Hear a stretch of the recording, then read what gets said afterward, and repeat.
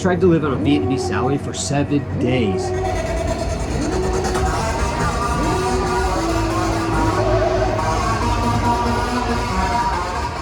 And after a couple days, I ended up broke. Locals in Vietnam are typically living on $300 a month. Meanwhile, expats that come out here are usually living on $1,000 to $2,000 a month. So today I want to sit down with you guys and I really want to emphasize the difference between the foreigners and why it's going to get more expensive by addressing what the locals are actually paying as well. So let's get into these 5 must-know things about living in Vietnam long-term and how it's affecting the local people to the point where it's going to affect the expats and tourists that come out here. So expats like myself, like yourself, hear about Vietnam. It's extremely cheap, $2 pho, dollar food, street market, stuff like that, $4 or $5 hotels. Everything is really cheap and it's a massive selling point for a lot of expats to come out here to Vietnam. But what about these videos saying I live in Da Nang for $1,000 a month? Are these real or are these just kind of like hyped up videos? They're not a reality check of what life is like in Vietnam. And on top of that, a lot of my Vietnamese friends that I had watched some of these just to kind of get an idea what they thought about it. A lot of them found it insulting. They found it like foreign people are just coming to Vietnam and showing off to the local people that, hey, I'm rich, your life sucks, get over it. And I know a lot of foreigners don't come out here to do that. Of course not. We all come from different backgrounds, different situations, different problems sometimes. And coming to Vietnam allows us to live much healthier, much better, and much cheaper overall. The byproduct of that is sometimes the local people see it as kind of a flex. And with inflation going out of control in Vietnam, the Vietnamese dong just literally bottoming down at this point. Rice went up like 10% in 2024. Wages are not improving. Jobs are getting laid off. Most people working in high banking and school positions are losing their jobs out here. And a lot of Chinese migrants are starting to come to Vietnam to find factory work that are taking the jobs of a lot of Vietnamese workers to the point where if you live in Hanoi, the secondary language you should be learning as a Vietnamese person is not English no more. It's Chinese. So let's sit down and let's break down these 5 main subjects. The truth about food. Food is a big part of what expats come out here to do. You see countless videos on YouTube, on X, on Instagram of just different types of Vietnamese food. It has its questionable moments, but overall it is really good food. It is healthy. And the best part of it is you get a bowl of pho for a couple dollars, where if you went back to California to a Vietnamese restaurant, you're looking at $12 to $15. Somebody that's living on a $300 a month salary, this is more of a treat than it is actual survival. Because understand, eating a bowl of pho every day is going to run you about $180 a month. And somebody making $300 a month, that's damn near 70% of their total salary every month. And that's just saying they eat 1 meal a day. And on top of that, living in the Vietnamese culture, something you get used to real fast is you're going to get invited to these eating events, being weddings, events, government events, work events.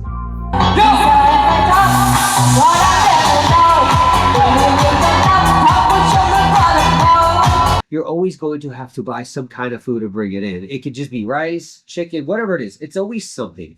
And these things add up. So at the end of the day, for a lot of Vietnamese people, we typically out here, we stick to rice, chicken, meat, and basic vegetables. We don't get too crazy. We get a package of how, we throw some water on it, we're good to go. And this is where the cost of living is starting to get more expensive for foreign people. Because the only ones buying a lot of this food on a regular basis is the foreigners that have a lot of money. And this takes me back to a time in Hanoi when I was working at a bank out there. And I got to meet a lot of local Vietnamese people that just lived the Vietnam life. They had nothing to do with foreigners. They barely spoke English. One thing that they said was when it came to things like food, they really just ate the basics. And a lot of them had to eat processed chips and stuff like that just because that's all they could afford after 3 weeks because the salary's already gone. And things like coffee, for example, when we go to Highland Coffee or Starbucks, it's $3 to $5 a cup of coffee, which is really cheap compared to the West. Vietnamese are typically sitting on the side of the road getting the street coffee, which could be 80 cents to $1. Now, I'm going to say the street coffee is typically tasting better, but for me personally, I do spend the extra money on the coffee, go to Highland Coffee, just because it's cleaner and you're not going to get food poisoning from coffee, which is fortunately something that actually happens out here. Now, the big one a lot of people come out here for is the beer. The beer is so cheap. You're talking $1, $2 for a can of beer. This is not a big deal for most foreigners. We come out here with a couple $1,000 bucks, we're good to go for the night, right? right? This is where it gets different. Locals are typically buying the 333 beer, which could run like 60, 70 cents a beer, tastes like complete ass. Or if they're drinking a lot more, they're going for the beer Hoy, which could run something like 5 to 10 cents a cup of glass. And this is where things get dangerous because beer Hoy is like Baijiu in China. It's non-filtered alcohol. And a lot of Vietnamese that drink this typically will get food poisoning the next day because it's not regulated by the government. It's pretty much made in a bucket of somebody's backyard and packaged into a 5-liter thing. You go to a bar, you pay $2 and you buy this 5-liter thing of beer. This is something that they have to deal with, is cheap beer risking their health. So during this 1-week challenge of living like a Vietnamese in regards to salary, I realized real fast the food was an issue. We were able to eat 3, 4, 5 times a day, good meals, healthy meals, good coffee, good beer. When it comes to the Vietnamese, this is a struggle that is going to start impacting the foreigners. Beers like Tiger, Heineken, and these bigger draft beer restaurants are starting to suffer because the locals can't afford it no more, but we can. The next one is housing. The housing in Vietnam is where the gap really starts to show between expats and locals. Where we can get a $500 studio apartment, AC, fully equipped, beachside views, everything is there for us, kind of a thing. Where Vietnamese don't have that luxury, unfortunately. When it comes to the locals, remember we're living on a $300 a month salary base, and this is where the rent gets nasty.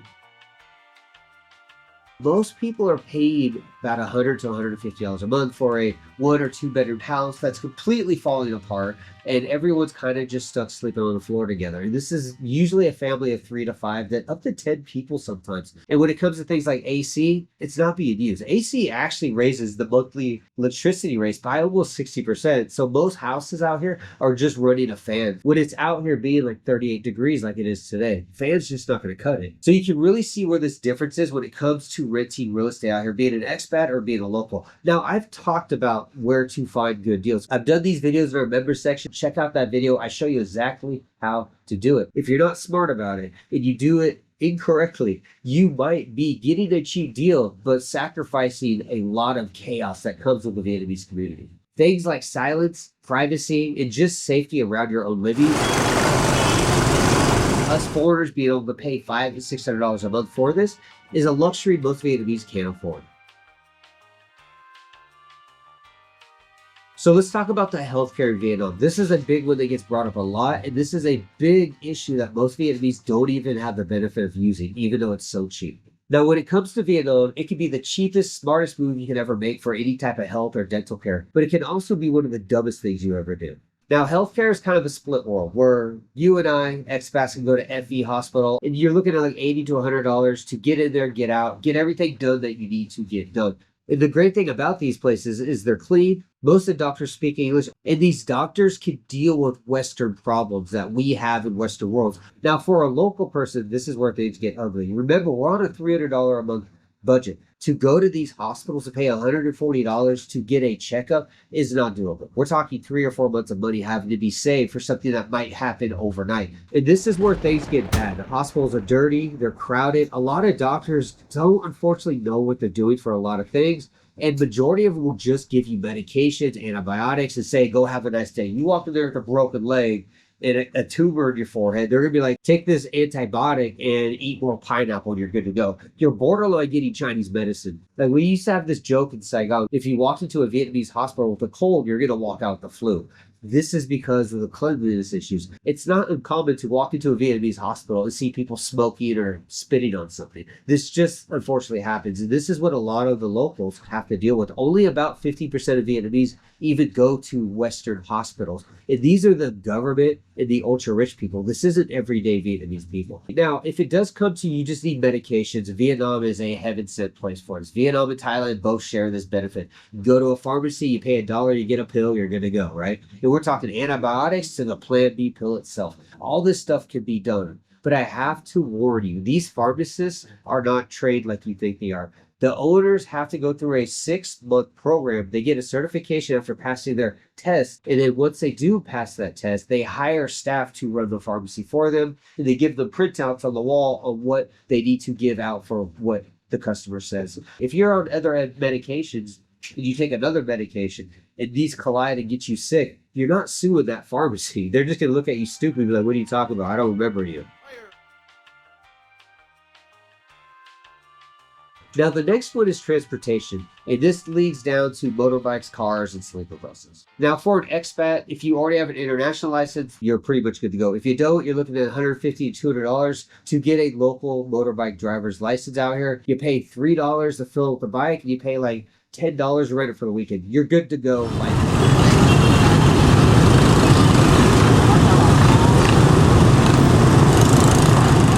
Now, when it comes to a local, this is not how the game works. Definitely when it comes to legally driving, because Vietnamese are typically having to get their IDs updated because of regulation changes and different kinds of costs and fees. And when it comes to things like a pop tire or getting oil changes, typically can't get this stuff done very easily. Now, when it comes to cars, a lot of Vietnamese recently have been buying them, but they can't afford them. And they can barely drive them because of that.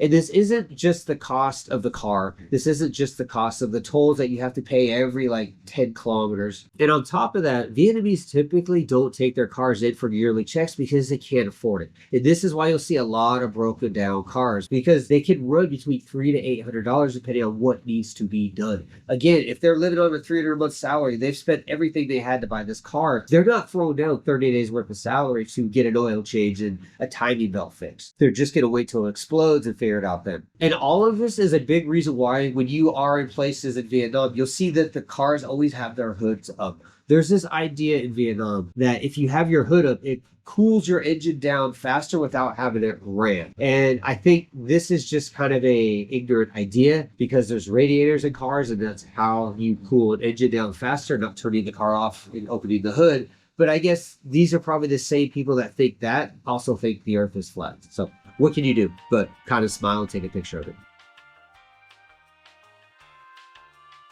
And then the final one, you guys that like these sleeper buses, they're awesome, right? You can see all of Vietnam get on these things. They cost $5 to $10 to pretty much go anywhere in the country. Unfortunately, for local people, they hate them and they have to take them because they can't afford the car. They don't want to drive a motorbike that far.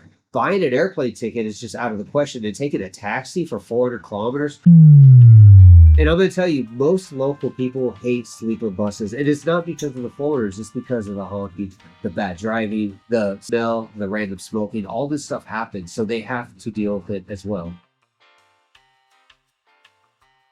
And then the final one, leisure time. When it comes to leisure time, what do we do out here? For expats, we get a $5 cocktail. We go to the beach, we zoom around, we do whatever we want, right? Like, we literally have so many options. And we could do this because $1,000 a month isn't that big of a deal. But for a local person, it becomes different when the budget's $300 a month. They can't jump on a random flight, go to Hai Giang for 5 days, do nothing, enjoy the time. So there is no taking long vacations, going to the beaches, or even bar hopping. So when it comes to the local people, you're going to see a lot of just hanging out at the parks, going to coffee shops all day, playing chess at a local store. Kind of what I find to be more of the better part of the country is just doing that stuff. It's almost free to do. And also look at local markets. These are not just places to buy stuff. This is places where you can play card games. This is where a lot of food stalls are. This is where families love to hang out with their kids and family, sit down with the free internet, check Facebook all day while they smoke and drink the coffee. These are other places you can check out. And this is a majority where the leisure time comes in, is these markets and these open park areas. So don't be shy. Don't get too caught up in the bar life. Check out these parks, check out these markets, and put aside a day. Bring a camera, take some pictures, learn some of the language, and play some chess. I promise you, you'll like this part of it. So there you have it, $70 a week, $7 a day, and how it will actually break you as an expat. I tried to do it for a couple of days and I was done with it too. It's just not possible for a foreigner because we're used to a different lifestyle. Coming here trying to immediately drop down is something that we can't get away with financially and emotionally and physically, all that good stuff. So the question is, could you have done it? For me, I just tried to live a normal life. 3 meals a day, had a snack during the day, went to the local gym, drove to the gym, went to the pool, stuff like this. By the second day, I spent my weekly budget. I don't think I could do this long term. But this does show the massive gap between the locals and what the expats have. And this is why I keep saying the cost of living in Vietnam on $1,000 a month is not a real thing anymore. Things are changing. Things are getting more expensive. When the locals are suffering, so are the expats. And it's going to happen over time. So if you want to know more hacks, like snagging a $200 $300 a month house. And how to avoid all the chaos that typically comes with it. Join the members group, check out the videos, ask the questions, get on the Discord. We got you there. I got the links, I got the connects, I got the websites, I got everything for you guys. And on top of that, hit that subscribe button below. I'm gonna get out of here. Thanks for watching. I will see you again.